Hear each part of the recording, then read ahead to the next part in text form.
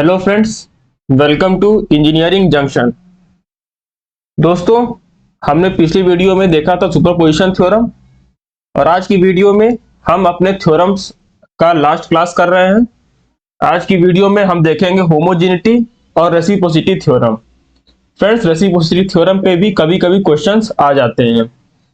तो आज की वीडियो में जो हमारा पहला टॉपिक होने वाला है वो हमारा होगा, आज का पहला टॉपिक हमारा है होमोजेनिटी।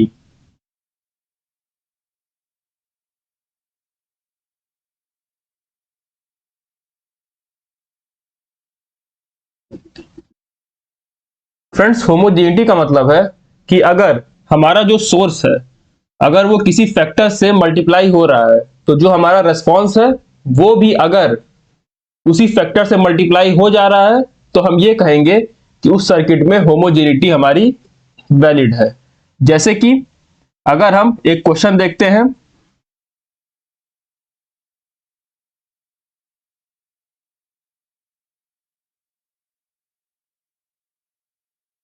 फ्रेंड्स सबसे पहले इसका डेफिनेशन लिख लेते हैं हम। इसका मतलब है, अगर ये हमारे पास कोई नेटवर्क है जिसमें सपोज कीजिए हमने 10 वोल्ट अप्लाई किया और करंट जो है किसी भी ब्रांच में हम सपोज कर लेते हैं 3 एम्पियर आया है, तो अगर उसी नेटवर्क में अगर हम 30 वोल्ट इंटू 3 करके अगर हम 30 वोल्ट अप्लाई करते हैं, तो जो हमारा रेस्पॉन्स है उस पर्टिकुलर ब्रांच में जहां पे 3 एम्पियर था, वहां भी अगर 3 से मल्टीप्लाई होकर 9 एम्पियर आ जाता है। नेटवर्क हमारा सेम है, तो ऐसे नेटवर्क में हम कहते हैं कि हमारी जो होमोजेनिटी है वो हमारी वैलिड है। ठीक है फ्रेंड्स। अब जैसे हम एक एग्जांपल लेके देखते हैं। सबसे पहले हम एक सर्किट ड्रॉ करते हैं।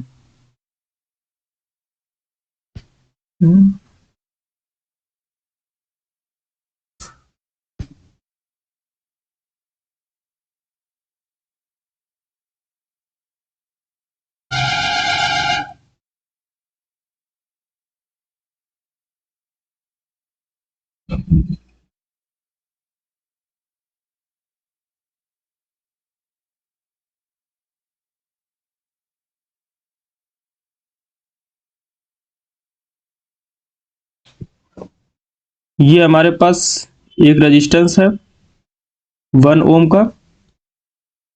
यहां पे रेजिस्टेंस हमारा है 3 ओम।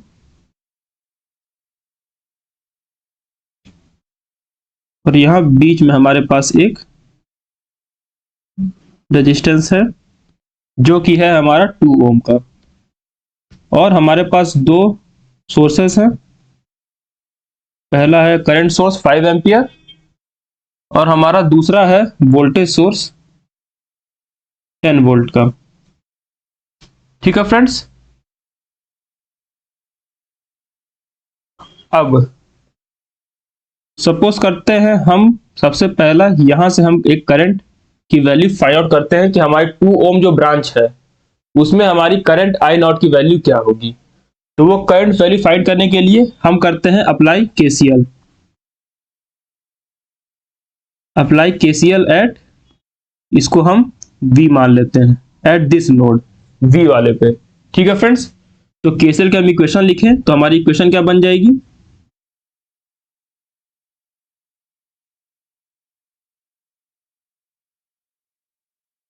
केसीएल की इक्वेशन हमारी बन जाएगी V minus 10/1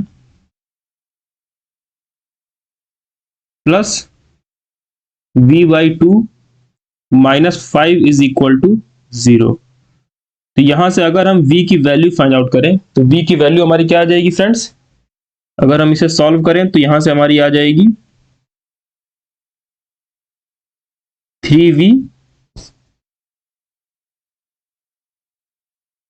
minus 30 is equal to 0, यानी कि V हमारा हो जाएगा 10 वोल्ट। फ्रेंड्स, इस इक्वेशन को आप सिंपली सॉल्व कर लीजिएगा तो आपका ये आंसर आ जाना चाहिए। ठीक है फ्रेंड्स। तो यहां से हमारी जो आई नॉट की वैल्यू है, अगर हम ये जो V है यही हमारा इस ब्रांच के अक्रॉस आ जाएगा।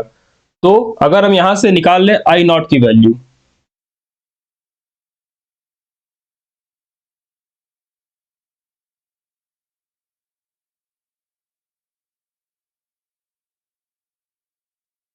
अगर हम यहां से निकालें आई नॉट की value, I is equal to होता है वी बाई आर। तो वी हमारा आया है, वी हमारा है 10 वोल्ट और आर हमारा है 2 ओम। तो ये हमारा आ जाएगा 10/2 5 एम्पियर, यानी कि आई नॉट जो है वो हमारा आ गया है 5 एम्पियर।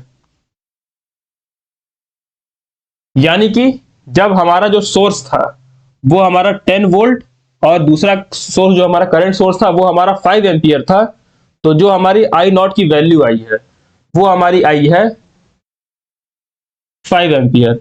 अब हम सेकंड केस क्या लेते हैं कि जो हमारे दोनों सोर्सेस है हम उसमें 3 मल्टीप्लाई कर देते हैं, तो हमारा वोल्टेज सोर्स जो है वो हमारा बन जाएगा 30 वोल्ट का, और जो हमारा करंट सोर्स है वो हमारा बन जाएगा 15 एम्पियर। फ्रेंड्स, सोर्सेस का मतलब जितने भी सोर्सेस हैं उन सभी में मल्टीप्लाई होने के बाद हमारा रेस्पॉन्स अगर उसी फैक्टर से मल्टीप्लाई होता है तो हम कहेंगे कि ये होमोजेनिटी को होल्ड करता है। तो हम दोनों ही सोर्सेस में 3 से मल्टीप्लाई कर देते हैं। सबसे पहले सर्किट जो रहेगी, जो हमारा नेटवर्क है, नेटवर्क हमारा सेम टू सेम जो पहले था वही अभी भी रहेगा।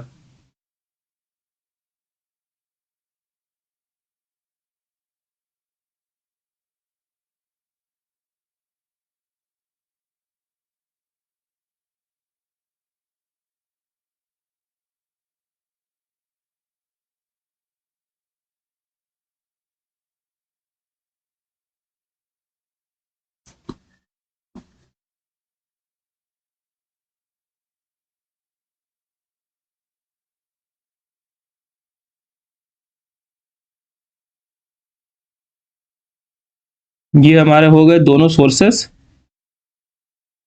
जो हमारा करंट सोर्स था वो पहले था 5 एम्पियर, अब उसमें हमने 3 मल्टीप्लाई कर दिया तो अब ये बन गया हमारा 15 एम्पियर।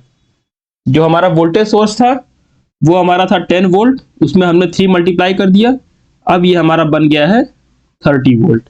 ठीक है फ्रेंड्स, और जो हमारे नेटवर्क है, नेटवर्क में जो बाकी सारे एलिमेंट्स होते हैं फ्रेंड्स वो एज इट इज रहते हैं जैसा पहले था, सिर्फ और सिर्फ जो सोर्सेस है सिर्फ और सिर्फ वो ही बदलते हैं। इसीलिए ध्यान दीजिएगा, जो हमारे सोर्सेस है सिर्फ और सिर्फ उसमें ही थी या मल्टीप्लाई करेंगे, जो हमारा बाकी सारा जो हमारा वैल्यू था 1 ओम 3 ओम और 2 ओम ये हमारा एज इट इज रहेगा। तो हम फिर से उसी ब्रांच में हम करंट की वैल्यू फाइंड आउट करते हैं। हम सपोज करते हैं इसे हम कहते हैं आई नॉट डैश। ठीक है फ्रेंड्स, तो फिर से हम वी डैश नोड पे हम यहाँ पे केसीएल अप्लाई करते हैं। तो इस बार केसीएल की इक्वेशन हमारी बन जाएगी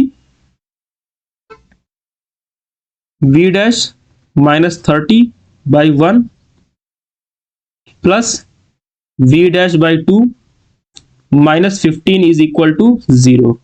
ठीक है फ्रेंड्स, ये हमारी केसीएल की इक्वेशन बन जाएगी। आई होप आप सभी अभी तक केसीएल इक्वेशन लिखना सीख गए होंगे। अब यहां से अगर हम वैल्यू फाइंड आउट करें वी डैश की, तो वी डैश की वैल्यू हमारी कितनी आ जाएगी,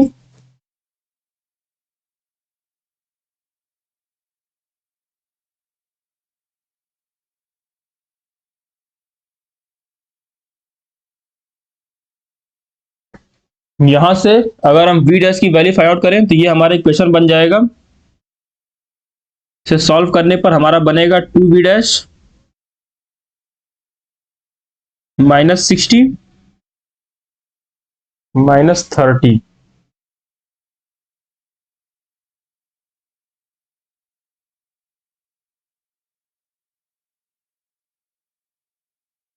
फ्रेंड्स, अगर हम वी डैश की वैल्यू को अगर हम सॉल्व करते हैं तो वी डैश हमारा आ जाएगा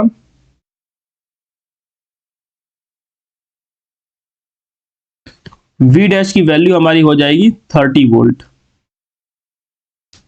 ठीक है फ्रेंड्स, ये इक्वेशन है, इस इक्वेशन को आप लोग सॉल्व करके देखेंगे तो वी डैश की वैल्यू हमारी आ जाएगी 30 वोल्ट। अब जो वी डैश है वही हमारा 2 एम्पियर करंट के अक्रॉस वोल्टेज है। तो अगर हम आई नॉट की वैल्यू फाइंड आउट करें यहां से आई नॉट डैश की, तो वो हो जाएगा वी बाई आर यानी कि 30/2, जो कि है हमारा 15 एम्पियर। ठीक है फ्रेंड्स, ये हमारा आ जाएगा 15 एम्पियर। तो फ्रेंड्स आप लोगों ने देखा कि जब हमने सोर्सेस में 3 से मल्टीप्लाई किया यानी कि 30 वोल्ट किया और 15 एम्पियर, पहले हमारा था 10 वोल्ट और 5 एम्पियर, हमने जब सोर्स में 3 से मल्टीप्लाई किया तो जो हमारा रेस्पॉन्स था आई नॉट, ये भी हमारा क्या हुआ 3 से मल्टीप्लाइड हो गया। तो इसका मतलब क्या है, इस नेटवर्क में हमारा जो होमोजेनिटी है वो हमारा होल्ड कर रहा है। ठीक है फ्रेंड्स, और किसी भी लीनियर नेटवर्क अगर होगा हमारे पास, तो हमारे पास कंडीशन होती है कि वो नेटवर्क हमारा सुपरपोजिशन और होमोजेनिटी दोनों को ही होल्ड कर रहा है। तो अगर कहीं पूछा जाता है कि जो हमारा गिवन सर्किट है वो हमारा लीनियर है या नहीं है, तो हम सुपरपोजिशन और होमोजेनिटी को अलग अलग चेक करेंगे, और दोनों अगर होल्ड होते हैं तो हम कहेंगे कि जो हमारा नेटवर्क है वो हमारा लीनियर है। फ्रेंड्स, इतने लंबे क्वेश्चंस हमसे एमसीक्यू टाइप में नहीं पूछेगा।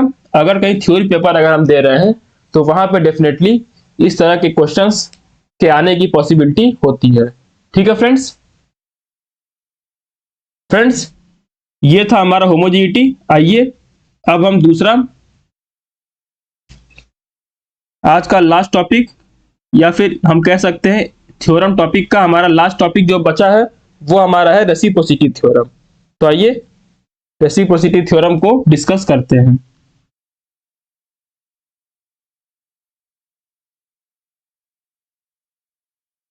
ये हमारा हो जाएगा रेसिप्रोसिटी थ्योरम।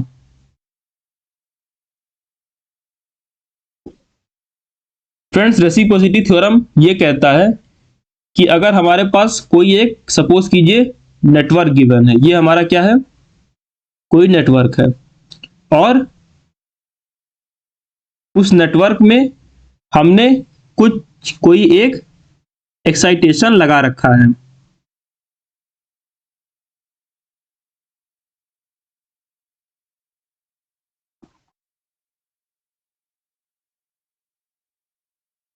सपोज कीजिए यहां पर हमारा जो सोर्स है वो हमारा है Vs।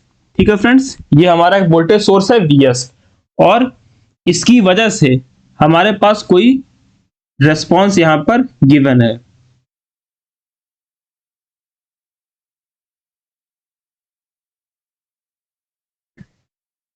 हमें यहां पर किसी भी ब्रांच का हमें एक करंट दिया हुआ है।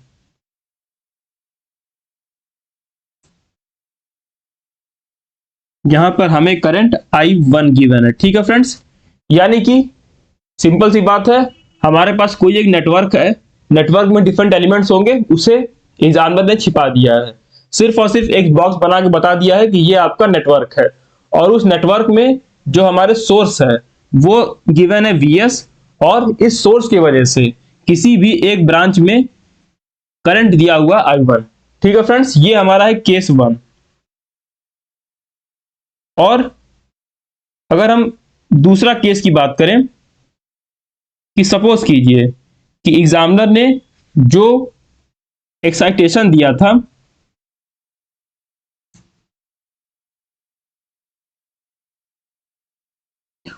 उसको उसने रिवर्स कर दिया, यानी कि पहले वो लेफ्ट साइड में था, अब उसने राइट साइड में शिफ्ट कर दिया। ये हमारा हो गया वोल्टेज सोर्स, और जो हमारा रेस्पॉन्स था, रेस्पॉन्स को उसने Vs की जगह पे शिफ्ट कर दिया। तो Vs के इस केस में जो हमारा करंट आया I2, नेटवर्क हमारा सेम है, यानी कि बेसिकली हमने किया क्या, हमने सोर्स और रेस्पॉन्स को इंटरचेंज कर दिया। पहले सोर्स Vs और I1 था, अब हमने क्या किया, जो ये हमारा सोर्स था Vs उसको हमने रेस्पॉन्स I1 से इंटरचेंज कर दिया। तो सपोज करते ये हमारा केस 2 है, केस 2 में करंट क्या आई I2। तो फ्रेंड्स, रेसिप्रोसिटी थ्योरम ये कहती है कि अगर हम एक्साइटेशन और रेस्पॉन्स को अगर हम इंटरचेंज करते हैं तो हमारी जो वैल्यू है, वैल्यू पे हमारा कोई भी इफेक्ट नहीं पड़ता रेस्पॉन्स के। यानी कि जो हमारा रेस्पॉन्स I1 और I2 है ये दोनों आपस में इक्वल होंगे। ठीक है फ्रेंड्स, रेसिप्रोसिटी थ्योरम ये कहता है कि अगर हमने एक्साइटेशन को रेस्पॉन्स से चेंज कर दिया तो दोनों केसेस में जो हमारे रेस्पॉन्स की वैल्यू है वो दोनों सेम टू सेम रहेगी। ठीक है फ्रेंड्स, ये हमारी है रेसिप्रोसिटी थ्योरम। फ्रेंड्स आइए अब हम रेसिप्रोसिटी थ्योरम और होमोजेनिटी दोनों का यूज करते हुए हम एक क्वेश्चन सॉल्व करते हैं। ठीक है फ्रेंड्स, तो फ्रेंड्स आपके सामने स्क्रीन पे एक क्वेश्चन लिखा हुआ है। इसमें हमारे पास दो फिगर्स दिए हुए हैं। ठीक है, पहले फिगर में क्या है, जो हमारा सोर्स है वो हमारा है 10 वोल्ट और हमें एक ब्रांच में रिस्पांस गिवन है जो कि है 2 एम्पियर। ठीक है फ्रेंड्स, और जो दूसरा फिगर है, दूसरे फिगर में क्या है, दूसरे फिगर में जो हमारा सोर्स है वो हमारा है 20 वोल्ट और हमें इस ब्रांच में रेस्पॉन्स यानी कि आई की वैल्यू पूछी गई है। और गिवन क्या है, गिवन ये है कि हमारा होमोजेनिटी और रेसिप्रोसिटी दोनों ही यहां पर एप्लीकेबल है। तो अब हमें होमोजेनिटी और रेसिप्रोसिटी दोनों के कॉन्सेप्ट को दिमाग में ध्यान में रखते हुए हमें इस क्वेश्चन को सॉल्व करना है।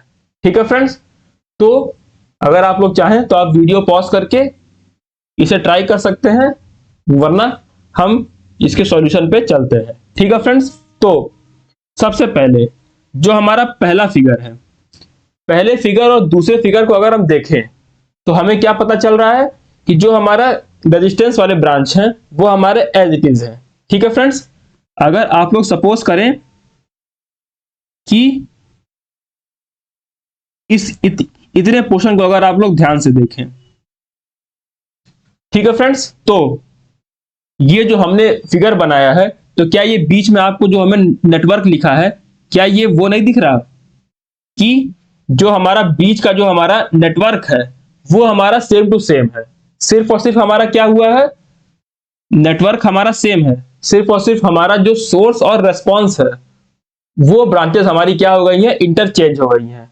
यानी कि यहां पे हम कहीं ना कहीं रेसिप्रोसिटी थ्योरम यूज कर सकते हैं। पर लेकिन रेसिप्रोसिटी थ्योरम में हमने क्या देखा था कि जो हमारा सोर्स है और जो हमारा रेस्पॉन्स है वो हमारा सेम वैल्यू के साथ इंटरचेंज होते हैं, पर यहां तो 20 हो गया है। तो सबसे पहले रेसिप्रोसिटी थ्योरम का यूज करते हुए हम दूसरा फिगर बना लेते हैं। ठीक है फ्रेंड्स, तो अगर हम दूसरा फिगर बनाएं तो बीच में जो हमारा नेटवर्क था वो तो हमारा एज इट इज रहेगा, नेटवर्क में तो हमारा कोई भी चेंज नहीं हुआ, बस हमारा जो सोर्स था वो हमारा चेंज हो जाएगा और जो हमारा रेस्पॉन्स है वो हमारा चेंज हो जाएगा। यानी कि हम अभी के लिए इस फिगर को अभी हम ध्यान में नहीं रखते हैं, ये फिगर हमारा फाइनल है। अभी हम इस फिगर से ये फिगर बनाने की कोशिश करते हैं। तो रेसिप्रोसिटी थ्योरम के अकॉर्डिंग ये हमारा हो जाएगा 10 वोल्ट और ये हमारा क्या हो जाएगा, ये हमारा हो जाएगा फ्रेंड्स 2 एम्पियर, क्योंकि हमने क्या किया, सोर्स और रेस्पॉन्स को क्या किया, इंटरचेंज कर दिया। तो इंटरचेंज करने पर जो हमारी वैल्यू है रेस्पॉन्स की 2 एम्पियर, वो तो हमारी एज इट इज 2 एम्पियर ही रहेगी। ठीक है फ्रेंड्स, अब ये हमारा हो गया सेकंड फिगर। पर हमें क्वेश्चन में पूछा क्या गया है, हमें क्वेश्चन में दिया हुआ है ये जो हमारा थर्ड फिगर है। ठीक है फ्रेंड्स, क्वेश्चन हमें सॉल्व करना है और हमें आंसर बतानी है आई का, जो कि इस फिगर में, ये हमारा थर्ड फिगर है। तो अब आप लोग देखें, क्वेश्चन में दिया है होमोजेनिटी यहाँ पे एप्लीकेबल है। ठीक है फ्रेंड्स, तो होमोजेनिटी के अकॉर्डिंग देखें तो ये दोनों फिगर जो है वो हमें क्या सेम टू सेम लग रहे हैं, बिल्कुल सेम टू सेम लग रहा है। बस सिर्फ और सिर्फ डिफरेंस एक है कि यहां पे जो हमारा सोर्स है, जो हमारा सोर्स है वो यहां पे है 20 वोल्ट और यहां पे जो सोर्स है वो हमारा क्या है, 10 वोल्ट है। यानी कि दोनों जो फिगर हैं उनमें जो हमारा सोर्स है वो हमारा किसी फैक्टर से स्केल्ड है। तो सबसे पहले हम वो स्केलिंग फैक्टर निकालेंगे और फिर होमोजेनिटी तो हमारा क्वेश्चन में गिवन है, एप्लीकेबल है, तो हम वो लगा देंगे। तो यहाँ पे सोर्स हमारा है 10 वोल्ट। इसमें आखिर हम क्या कौन सा फैक्टर मल्टीप्लाई करें कि जो हमारा रेस्पॉन्स है वो हमारा क्या आ जाए, 20 आ जाए। यहां पे हम करेंगे 20। फ्रेंड्स, आप लोग एक बार खुद से सोचिए, क्या ये इक्वेशन हमारी सही है? तो फ्रेंड्स, ये इक्वेशन हमारी बिल्कुल गलत है। गलत क्यों है? क्योंकि यहां पे आप देखें जो 10 वोल्ट की पोलैरिटी है वो 20 वोल्ट के पोलैरिटी से क्या है, अपोजिट है। तो हमें माइनस साइन को कंसीडर करना पड़ेगा, क्योंकि पोलैरिटी चेंज होने की वजह से जो हमारा रेस्पॉन्स है उसकी पोलैरिटी भी चेंज हो जाएगी। तो इक्वेशन लिखते हुए इस बात का खास ध्यान रखें। तो अब इक्वेशन क्या हो जाएगी, -20। तो यहां से x हमारा आ जाएगा -2, यानी कि स्केलिंग फैक्टर हमारा क्या आ गया, -2 आ गया। अब होमोजीनिटी तो हमारी एप्लीकेबल है। तो होमोजीनिटी क्या कहता है कि जिस फैक्टर से सोर्स मल्टीप्लाई होता है उसी फैक्टर से हमारा जो करंट है या फिर जो हमारा रेस्पॉन्स है वो ही मल्टीप्लाई हो जाएगा। यानी कि फाइनली हमारी जो I की वैल्यू आ जाएगी वो आ जाएगी 2 इंटू -2, जो कि हमारा हो जाएगा -4 एम्पियर। ठीक है फ्रेंड्स, तो आई होप आप लोग समझ गए होंगे कि कैसे हमें रेसिप्रोसिटी थ्योरम और होमोजेनिटी का यूज करते हुए क्वेश्चन हमें दिया जा सकता है और उसे हम कैसे सॉल्व करेंगे। और फ्रेंड्स, अगर इस तरह से कोई क्वेश्चन आता है जहां पे जो हमारा नेटवर्क है उसके रेजिस्टेंसेस या फिर जो एलिमेंट्स लगे उनकी वैल्यू नहीं दी हुई है, फिर भी वो रेस्पॉन्स पूछ रहा है, तो आप लोग श्योर हो जाइएगा कि इसमें कहीं ना कहीं किसी न किसी थ्योरम का ही यूज होगा। और बेसिकली थ्योरम हमारे पास कितने हैं, Norton theorem, Thevenin theorem, superposition, homogeneity और रेसिप्रोसिटी, यही हमारे हैं मेन थ्योरम। तो कहीं ना कहीं किसी न किसी थ्योरम का यूज करते हुए ही हम ऐसे क्वेश्चंस को सॉल्व कर सकते हैं। तो फ्रेंड्स, आज हमारा थ्योरम टॉपिक कंप्लीट हो गया है। अगर आपको वीडियो अच्छी लगी हो तो वीडियो को लाइक करें, शेयर करें और चैनल को सब्सक्राइब करें। Thank you.